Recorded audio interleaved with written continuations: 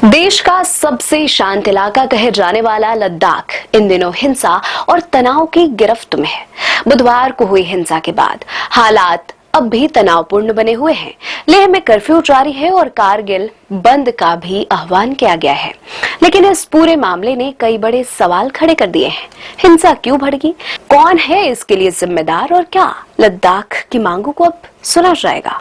बुधवार को हुए इस हिंसक प्रदर्शन में 4 लोगों की मौत हो गई, 80 से ज्यादा लोग घायल हुए। हालात बिगड़ने पर पुलिस ने लाठीचार्ज किया और आंसू गैस के गोले भी छोड़े। गृह मंत्रालय ने हिंसा के लिए सीधे पर्यावरणविद सोनम वांगचुक को जिम्मेदार ठहराया है और आरोप लगाया है कि उनके भड़काऊ बयानों से भीड़ भड़की। लद्दाख के एलजी कविंद्र गुप्ता ने भी कहा कि लोगों को फायदे के लिए भड़काया गया और अब पूरे मामले की जांच की जाएगी। दरअसल लद्दाख को पूर्ण राज्य का दर्जा और 6ठी अनुसूची में शामिल किए जाने की मांग को लेकर सोनम वांगचुक पिछले 15 दिनों से भूख हड़ताल पर थे, लेकिन हिंसा भड़कने के बाद उन्होंने अपना अनशन तोड़ दिया और वेब दुनिया से बातचीत में हिंसा की निंदा की। हिंसक प्रदर्शन से मेरी 5 साल की लड़ाई अब विफल होती दिख रही है। यह आंदोलन हमेशा शांतिपूर्ण रहा है और रहेगा। वांगचुक ने हिंसा की जिम्मेदारी खुद पर लेने से इनकार करते हुए कहा कि यह गुस्सा दरअसल बेरोजगार युवाओं का था, जिन्हें पिछले 5 साल से नौकरी नहीं मिली। उनके आगे अंधेरा था और पीछे खाई। जब सरकार ने बातचीत की तारीख 6 अक्टूबर तय की तो युवाओं का गुस्सा फूट पड़ा। बुधवार को अचानक 2 से 5 हजार युवा सड़कों पर उतर गए, जिन्हें पहले कभी नहीं देखा गया।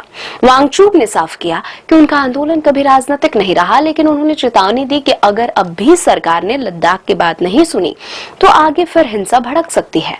लद्दाख की यह हिंसा सिर्फ आंतरिक मसला नहीं, बल्कि देश की सुरक्षा के लिए भी बड़ी चुनौती है। चीन और पाकिस्तान की सीमाओं से सटे इस इलाके का हर इंच रणनीतिक मायने रखता है। यही वजह है कि 2019 में इसे केंद्र शासित प्रदेश बनाया गया, लेकिन तब से लद्दाख को पूर्ण राज्य का दर्जा देने की मांग लगातार तेज होती रही। याद दिला दें कि 2020 में गलवान घाटी में भारत चीन झड़प के बाद सरकार ने लद्दाख में सुरक्षा और विकास दोनों मोर्चों पर कई बड़े कदम उठाए थे, लेकिन अब जो हालात बने हैं उसने सरकार और सुरक्षा एजेंसियों की चिंता और बढ़ा दी है।